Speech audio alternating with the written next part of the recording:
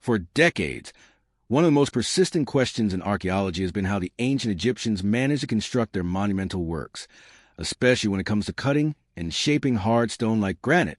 Yet perhaps the more meaningful question is not how the pyramids were built, but how those massive projects shaped Egyptian civilization itself. Still, the mystery of the tools and techniques used remains one of the most debated topics in ancient history. Recent claims surrounding an AI system called Grok have reignited this debate in a dramatic way.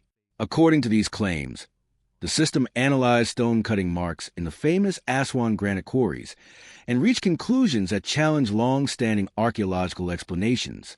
The results, as presented, suggest a level of precision that does not seem to align with what we know about Bronze Age technology. The Aswan quarries, located in southern Egypt along the Nile, have long been recognized as the primary source of granite used in many ancient Egyptian monuments, including parts of the pyramids at Giza Plateau. At first glance, the site appears typical of ancient industrial activity: scattered blocks, partially cut stones, and remains of large-scale extraction efforts.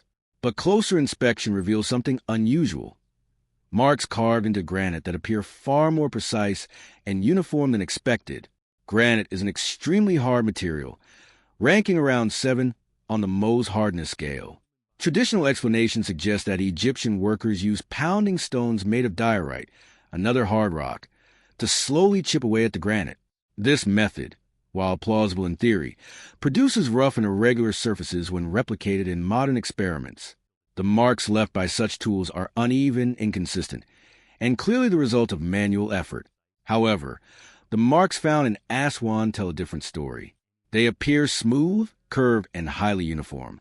Instead of random impact points, the surfaces show flowing, repetitive arcs that seem almost machine-like in their consistency. This discrepancy between expectation and observation has been noted before, but often left unresolved.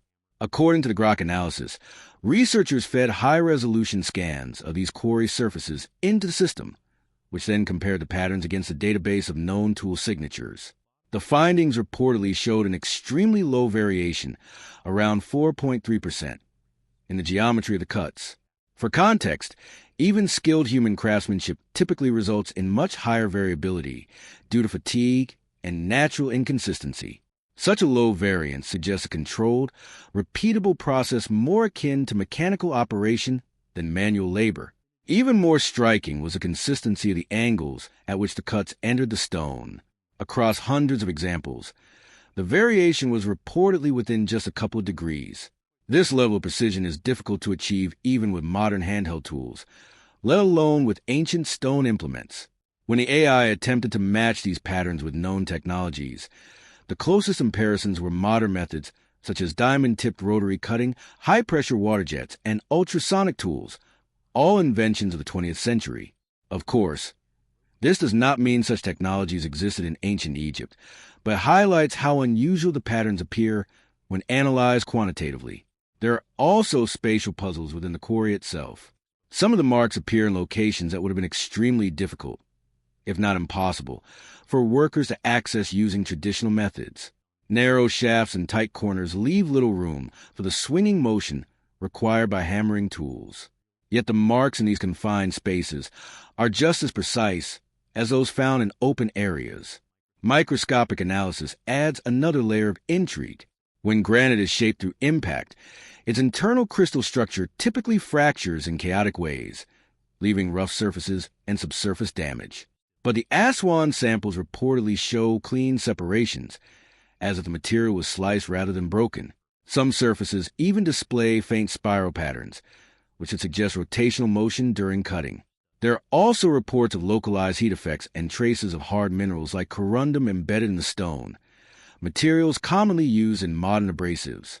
These findings, if verified, would raise further questions about the processes involved. Another surprising claim is that not all quarry marks are the same age. In some areas, ancient Egyptian paintings have been found layered on top of the cut surfaces. This suggests that the cuts themselves may predate certain known historical periods. Even more puzzling is the reported pattern that older cuts appear more precise, while later ones are rougher and less consistent.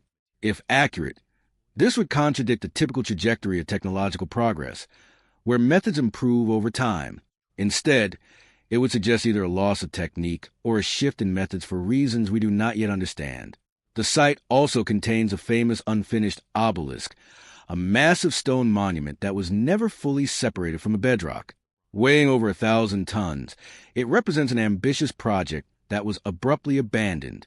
While a crack in the stone is often cited as a reason, some evidence suggests work continued even after the flaw appeared, leaving the true cause uncertain. Similar cutting patterns have reportedly been identified at other sites, including the Valley Temple of Khafre. These parallels, if confirmed, would indicate that the phenomenon is not isolated to one quarry, but may be part of a broader pattern in ancient Egyptian stonework. So where does this leave us? Despite the intriguing nature of these claims, it's important to approach them with caution. AI analysis can be a powerful tool, but its conclusions depend heavily on the quality of data and assumptions used. At present, there is no widely accepted evidence that ancient Egyptians possessed advanced industrial machinery. Most archaeologists continue to support explanations based on known tools, labor organization, and incremental techniques refined over time. That said, the precision of certain ancient works does continue to challenge researchers. It pushes us to refine our understanding, test our assumptions, and remain open to new evidence.